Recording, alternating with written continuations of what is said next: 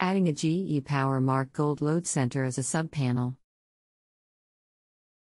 I'm using the two neutral buses, currently connected by a metal bar, as neutrals, and I added a separate ground bus, screwed to the metal box.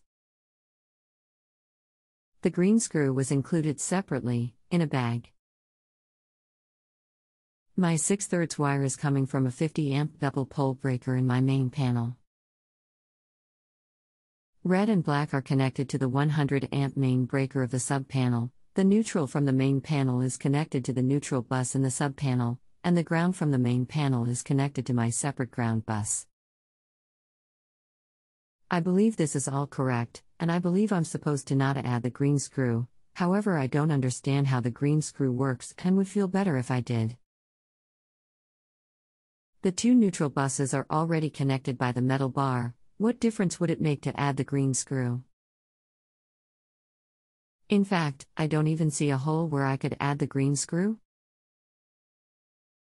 Appreciate any insight here, so I can close this thing up and stop worrying, haha.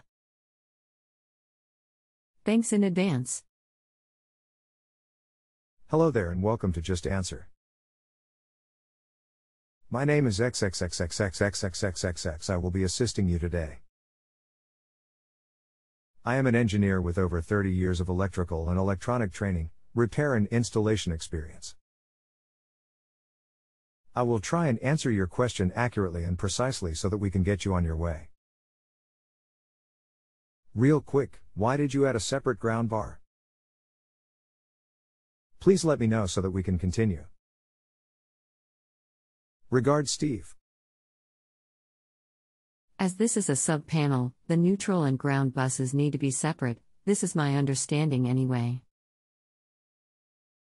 Perhaps I could have removed the bar connecting the buses on each side of the breakers, however I went with what I've been learning in my research. Generally in videos about installing sub-panels, the advice is to add a separate ground bus. You are correct. The only point in the distribution system when the neutral and the ground are at the same potential is at the main panel.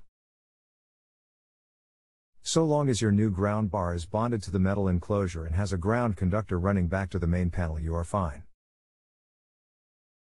I'll be here if you need further help with this issue. Please let me know. Regards, Steve 41473.85960067113. Does this all mean the box itself must be grounded? Why? The box has to be grounded using a ground wire to the main panel so that it is at the same ground potential as the rest of the electrical system in your house. Your 6/3 wire has a ground, does it not? Please let me know so that we can continue. Regards, Steve. Yep. The fourth ground wire in my sub-panel runs back to the ground bus of my main panel.